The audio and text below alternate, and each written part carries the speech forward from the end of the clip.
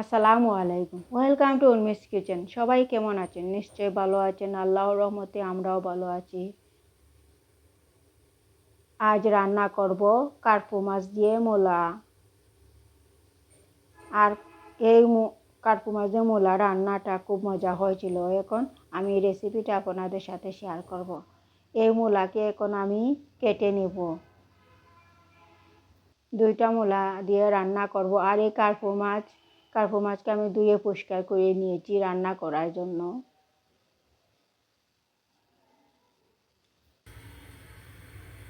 কড়াই বসিয়ে দিয়েছি চুলায়, আর দিয়েছি সরিষার তেল রান্না করার জন্য। এখন দিচ্ছি পেঁয়াজ। তেল গরম হয়ে গিয়েছে, আর দিচ্ছি আদা রসুনের পেস্ট।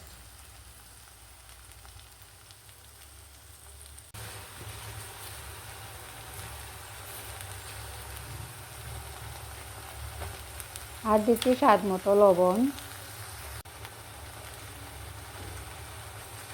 এখন পেঁয়াজটাকে ভালো করে ভেজে নিব যাতে ব্রাউন কালার হয়ে যায়, পেঁয়াজের কাঁচা ভাবটা চলে যায়।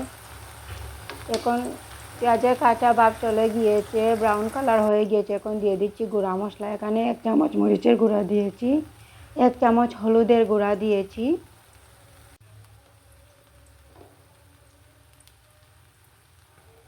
আর 1 চামচ ধনিয়ার গুঁড়া দিয়েছি, আর একটু পাঁচফোড়ন দিয়েছি। এখন নেড়ে চেড়ে মশলাটাকে কষিয়ে নিব। আর এখন দিচ্ছি একটু পানি দিয়ে মশলা কষিয়ে নিব। পানি দিয়েছি যাতে মশলাটা পুড়ে না যায়, সেজন্য। এখন ঢাকনা লাগিয়ে কিছুক্ষণ রান্না করব যাতে মশলাটা কষানো হয়ে যায়। কিছুক্ষণ রান্না করার পর যখন মশলাটা কষানো হয়ে গিয়েছে, এখন আমি দিয়ে দিচ্ছি মাছটাকে কিছুক্ষণ আমি মশলার মধ্যে কষিয়ে নিয়ে তুলে নিব। তারপর মূলা দিব, না হলে মাছ ভেঙে যাবে।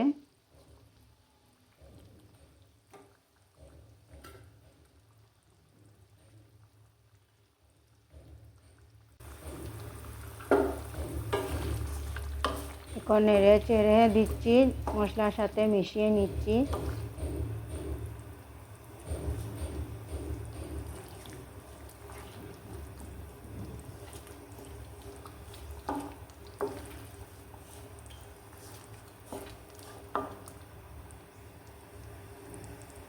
এখন ঢাকনা লাগিয়ে রান্না করব যাতে মাছটা কষানো হয়ে যায়।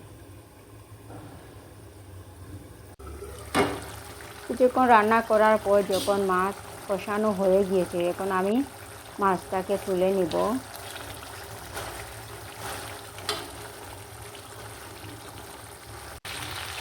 মাছটাকে তুলে নিয়েছি।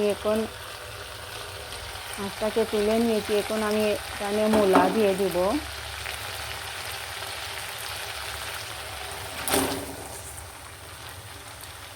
মূলা দিয়ে দিয়েছি।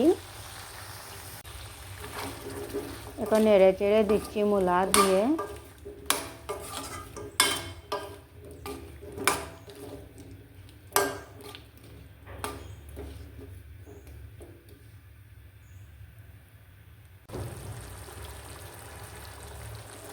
দিয়ে দিয়েছি কয়েকটা কাঁচামরিচকে আমি 2 ফালি করে কেটে নিয়েছি। কাঁচামরিচ দিয়ে আবার নেড়ে চেড়ে দিচ্ছি।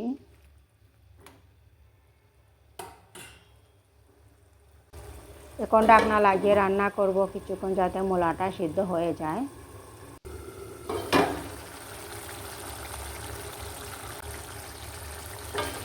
কিছুক্ষণ রান্না করে এখন আমি নেড়ে চেড়ে দিচ্ছি। মূলা কষানো হয়ে গিয়েছে, আর এখন দিচ্ছি ঝোলের পানি।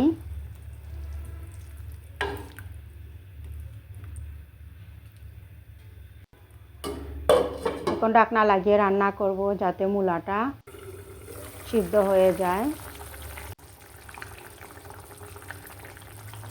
মূলাটা সিদ্ধ হয়ে গিয়েছে।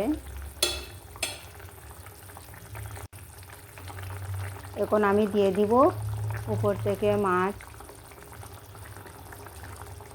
মাছগুলো দিয়ে দিব, তাহলে মাছটা আর ভেঙে যাবে না, মাছগুলো আস্ত থাকবে।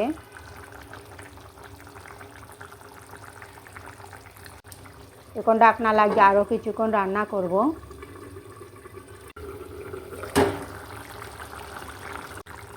কিছুক্ষণ রান্না করার পর এখন আমি দিয়ে দিয়েছি ধনিয়ার পাতা, আর ধনিয়ার পাতা একটু বেশি করে দিয়েছি।